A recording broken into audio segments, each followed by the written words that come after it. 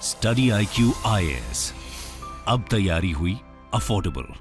नमस्कार दोस्तों, भारत सरकार के द्वारा रिसेंटली एक बहुत बड़ा रिपोर्ट जारी किया गया है हेल्थ सेक्टर को लेकर, जो कि कई लोगों ने मिस कर दिया। बट मैं इस वीडियो के अंदर आपको बताना चाहता हूं कि हेल्थ केयर सेक्टर, जो कि one of the most important होता है किसी भी देश के लिए, क्योंकि अगर मान लीजिए भारत के अंदर ज्यादातर आबादी अगर बीमार रहेगी, स्वस्थ नहीं रहेगी, तो उसका हम फायदा नहीं उठा सकते हैं। तो जरूरी है कि हेल्थ केयर के ऊपर ध्यान दिया जाए। और सबसे बड़ी बात यह है कि रिसेंटली मिनिस्ट्री ऑफ हेल्थ ने ये जो रिपोर्ट निकाली है, उसके अंदर यह बताया है कि सरकार की जो स्पेंडिंग है, जो सरकार खर्च कर रही है हेल्थ केयर के ऊपर, वो काफी ज्यादा इजाफा हुआ है, स्पेशली पैंडेमिक के जस्ट पहले का वैसे ये रिपोर्ट है। लेकिन मैं आपको डिटेल से बताऊंगा कि एग्जैक्टली क्या क्या है इसके अंदर। ये आपके एग्जाम पर्सपेक्टिव से भी बहुत इंपॉर्टेंट होने वाला है। चलिए आगे बढ़ते हैं, लेकिन उससे पहले ध्यान रखिएगा, अगर आप 2024 की यूपीएससी की प्रिपरेशन कर रहे हैं तो हमारा बैच 13 मई से स्टार्ट हो रहा है। आपके पास मौका है इस बैच को ज्वाइन करने का। सिंपली हमारे वेबसाइट ऐप पर जाइए या फिर कमेंट सेक्शन में इसका लिंक है, वहां पर जाकर यूज करना है कोड अंकित लाइव, ताकि आपको मैक्सिमम डिस्काउंट मिले। ध्यान रखिएगा, इस बैच में आपको प्रीलिम से लेकर इंटरव्यू तक की पूरी तैयारी कराई जाती है ऑनलाइन। लेकिन खास बात यह है कि अगर आपका प्रीलिम्स क्रैक हो जाता है तो फ्री ऑफ कॉस्ट में हमारा मेंस रेसिडेंशियल प्रोग्राम ले सकते हैं। इसके तहत आपको दिल्ली के स्टडी IQ हेडक्वार्टर बुलाया जाएगा। यहां पर रहने की सुविधा, खाने की सुविधा, सब कुछ फ्री ऑफ कॉस्ट में। इसके अलावा अगर आप MCQs अटेम्प्ट करना चाहते हैं तो मेरे इंस्टा पेज पर जाइए, वहां पर स्टोरीज में जितने भी MCQs हैं उसको आप अटेम्प्ट कर पाएंगे। तो चलिए शुरुआत करते हैं और सबसे पहले देखते हैं एग्जैक्टली हुआ क्या है। देखिए यहां पर जो रिपोर्ट है, इसका नाम है नेशनल हेल्थ अकाउंट एस्टीमेट 2019-20। देखिएगा क्या होता है ना, इस तरह के आंकड़े आने में बहुत लंबा समय लग जाता है। तो फाइनली मिनिस्ट्री ऑफ हेल्थ ने ये जो रिपोर्ट है, ये जो नेशनल हेल्थ अकाउंट एस्टीमेट है 2019-20 का, मतलब लगभग 3 साल पहले तक भारत में स्थिति क्या थी, हम उसके बारे में देख रहे हैं। ये ध्यान रखना है आपको, मतलब पैंडेमिक जो स्टार्ट हुआ था उसके जस्ट पहले तक का ये रिपोर्ट है। तो इसके अंदर सबसे बड़ी बात ये कही गई है कि सरकार का जो एक्सपेंडिचर है हेल्थ सेक्टर के अंदर, उसमें काफी अच्छा खासा इजाफा आया है। और दूसरी तरफ जो आउट ऑफ पॉकेट एक्सपेंडिचर होता है, मतलब वो एक्सपेंडिचर जो लोग खुद अपने पॉकेट से करते हैं, मतलब कि आपको पता ही होगा कितने ऐसे परिवार हैं, मैंने तो काफी देखा है कि लोगों ने सेविंग्स कर रखी थी, लेकिन अचानक से कोई ना कोई ऐसी बीमारी आ गई उनके घर में, किसी को इतना मेजर इलनेस हो गया जिसकी वजह से उनका पूरा सारा खर्चा जो है, पूरा सेविंग्स उनका चला गया। और कहीं ना कहीं ये बहुत बड़ा कारण होता है कि लोग जो है वापस से पॉवर्टी की तरफ धकेले जाते हैं। तो जरूरी हो जाता है कि सरकार का एक्सपेंडिचर बढ़े, और ये यहां पर बढ़ा है। बताया जा रहा है कि सरकार का जो एक्सपेंडिचर है 2019-20 में वो था लगभग 1.35% ऑफ GDP। मतलब मान लो अगर मैं कहता हूं हमारे देश की GDP 100 रुपए है, ठीक है, तो इसका 1.35 मतलब कि 1 रुपी 35 पैसा ये सरकार जो है एक्सपेंडिचर करती है, ठीक है, ये हमें समझना है। फिर इसके अलावा यहां पर आपको यह भी ध्यान रखना है कि ये जो रिपोर्ट है उसके अंदर हर एक चीज बताई जाती है कि यहां पर देश का टोटल एक्सपेंडिचर कितना है हेल्थ के ऊपर, सरकार कितना उसमें से खर्च कर रही है, प्राइवेट सेक्टर कितना कर रही है, NGO कितना कर रहे हैं। इसके साथ साथ ये आंसर करता है कि कौन इस एक्सपेंडिचर को मैनेज करता है, केयर सर्विसेज कहां पर हो रहे हैं, यूटिलिटी कहां पर हो रही है। ये सारी चीजें मैं आपको वीडियो में बताऊंगा। सबसे पहले हम बात करेंगे डिटेल से गवर्नमेंट एक्सपेंडिचर के बारे में, जो गवर्नमेंट स्पेंड करती है हेल्थ केयर के ऊपर। आपको पता ही है गांव से लेकर शहरों तक अलग अलग गवर्नमेंट अस्पताल होते हैं, सरकार कई तरह के स्कीम्स लाती है, इंश्योरेंस भी लाती है, तो वो सारी चीजें इसके अंदर आ जाएंगी। ध्यान रखिएगा, जो भी हेल्थ से रिलेटेड सरकार खर्चा करेगी वो इसके अंदर आ जाएगा। अब आप देखिए, मैंने आपको बताया कि 2019-20 के फाइनेंशियल ईयर में जो एक्सपेंडिचर था सरकार का वो था 1.35% ऑफ आवर GDP। अब आप में से कई लोग सोचेंगे तो ये तो कम ही है। हाँ कम है, लेकिन अगर आप इसको कंपेयर करो 2014-15 में, तो ये पहले था सिर्फ 1.13% ऑफ GDP। अब इसमें भी मैं आपको बता दूं, देखने में ये लग रहा है कि ये तो सिर्फ 1.13 से 1.35% बढ़ा है, लेकिन सरकार हर एक व्यक्ति के ऊपर जितना खर्चा करती है ना, वो अगर आप देखोगे नंबर तो वो डबल हुआ है। मतलब पर कैपिटा एक्सपेंडिचर जो होता है, जो सरकार करती है देश में जितने लोग हैं उसके हर एक व्यक्ति के एवरेज अगर हम निकालें तो सरकार पहले खर्चा करती थी 2014-15 में 1100 रुपए, और 2019-20 में सरकार ने खर्चा किया 2000 रुपए। मतलब ये ऑलमोस्ट डबल आपको देखने को मिलेगा कि यहां पर सरकार एक्सपेंडिचर कर रही है। फिर इसके साथ साथ ऑल्दो आपको ये ध्यान रखना है कि जो टारगेट है, मतलब कि जो टारगेट लिया है सरकार ने, वो है 2025 तक इसको 2.5% ऑफ GDP ले जाना है। अभी कितना हुआ है 2019-20 तक? ये हुआ है आपका 1.35%, लेकिन इसको ले जाना है 2.5% ऑफ जीडीपी तक। अब देखना होगा क्या वो पहुंच पाते हैं कि नहीं 2000, क्योंकि 2025 का जो रिपोर्ट है वो आप समझिए 2027-28 तक आएगा, तो इसको जानने में अभी थोड़ा सा समय लग जाएगा। लेकिन इसके साथ साथ यहां पर अगेन आप देख सकते हो कि सरकार जितना खर्चा करती है, मतलब देश में जितना भी हेल्थ के ऊपर एक्सपेंडिचर होता है, 2014-15 में सरकार का जो शेयर था वो था लगभग 29%, लेकिन 2019-20 में यह शेयर बढ़कर हो गया 41.4%। मतलब कि जितना हेल्थ के ऊपर लोगों ने खर्च किया, एनजीओ ने खर्च किया, सरकार ने खर्च किया, तो उसमें सरकार का हिस्सा कितना है, वो है आपका 41%, जो कि एक एनकरेजिंग नंबर है। फिर अगर हम बात करें आउट ऑफ पॉकेट एक्सपेंडिचर, ये मैंने आपको पहले बताया, ये होता है जब लोग खुद अपने पॉकेट से खर्चा करते हैं। जैसे आप मेरे घर में या किसी के घर में कोई बीमार पड़ गया तो हम डॉक्टर के पास जाते हैं तो अपने जेब से ही तो पैसा देते हैं, राइट? तो वो जो एक्सपेंडिचर होता है उसको हम कहते हैं आउट ऑफ पॉकेट एक्सपेंडिचर।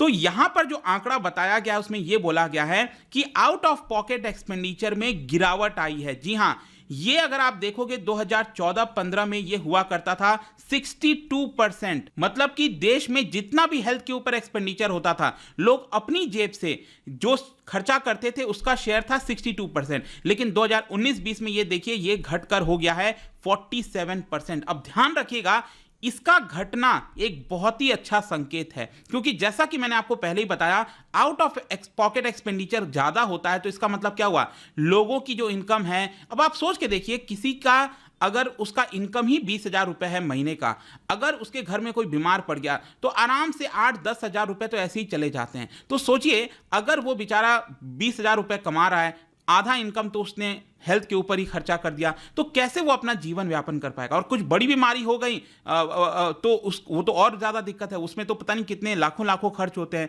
तो वो तो बेचारा अफोर्ड ही नहीं कर सकता। मतलब बहुत ज्यादा खराब स्थिति होती है। अगर हम आउट ऑफ पॉकेट एक्सपेंडिचर देखें तो इसको हमें घटाने की आवश्यकता है, और जितना ज्यादा घटा सकें उतना ज्यादा घटाना चाहिए, ठीक है? अब अगर हम बात करें कि जो सरकार खर्चा कर रही है वो कहां पर कर रही है, कहां पर कहने का मतलब यह है, जैसे कि आपको पता होगा जो हेल्थ सेक्टर होता है उसको हम तीन तरीके से डिवाइड कर सकते हैं। एक होता है टर्शियरी सेक्टर, दूसरा होता है सेकेंडरी, और तीसरा होता है प्राइमरी। तो यहां पर बताया जा रहा है कि सरकार सबसे ज्यादा खर्चा कहां करती है, वो करती है प्राइमरी सेक्टर के ऊपर। अब देखो, प्राइमरी का मतलब क्या है?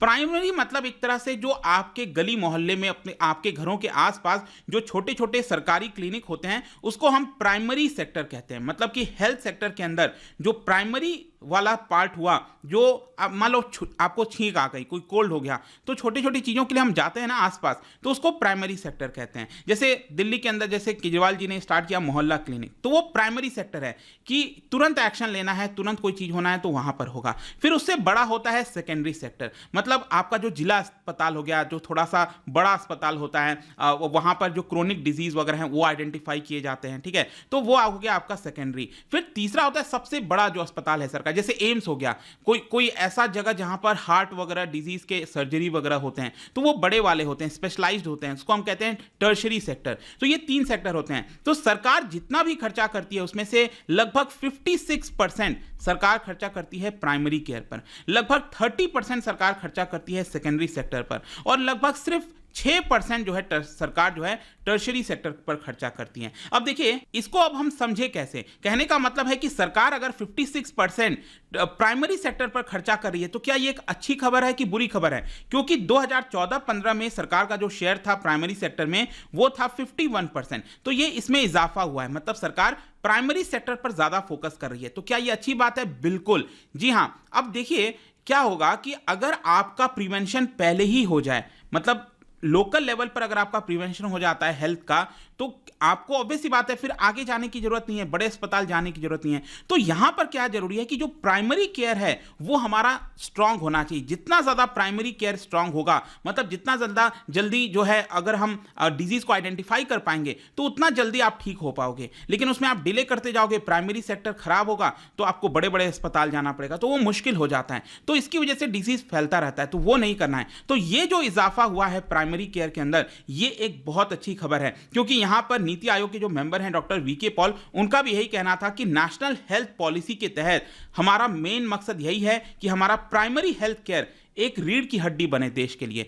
बैकबोन बने। जितना ज्यादा वो स्ट्रांग होगा उतना बेहतर होगा। ओवरऑल अगर आप देखोगे तो सरकार ने सोशल सिक्योरिटी के ऊपर अपना जो खर्चा है उसको बढ़ाया है। मतलब पहले सरकार 5.7% खर्चा करती थी, जितना भी स्पेंडिंग होता था हेल्थ के ऊपर, अब उसको बढ़ाकर 9.3% कर दिया है।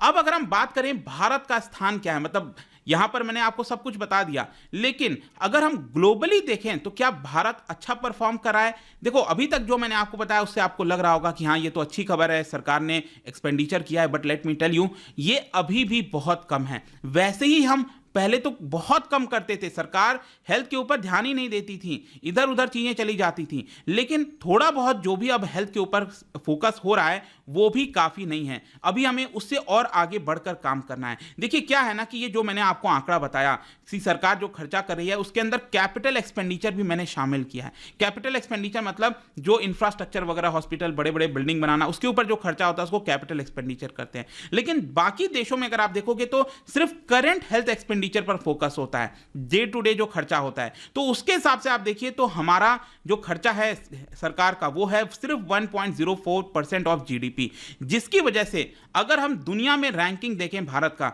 184 कंट्रीज में हमारा रैंकिंग आता है 164, मतलब हम बहुत ज्यादा पीछे हैं। और इसका एक मेन कारण आबादी भी है, पॉपुलेशन भी है, जिसकी वजह से यहां पर हमारा पर कैपिटा एक्सपेंडिचर अच्छे से नहीं हो पाता। तो कहीं ना कहीं स्टिल यहां पर आपको साफ दिख रहा होगा कि हमें एक्सपेंडिचर ज्यादा करने की जरूरत है। अब देखिए मैंने आपको बोला ना कि लोग गरीब होते हैं या फिर अमीर, कोई भी ले लो, अमीर आदमी भी कई बार आप देखोगे जिसके पास अच्छा खासा पैसा है, लेकिन अगर घर में बीमारी है तो उसका पूरा पैसा ड्रेन आउट हो सकता है एक समय पर, यह सच्चाई है।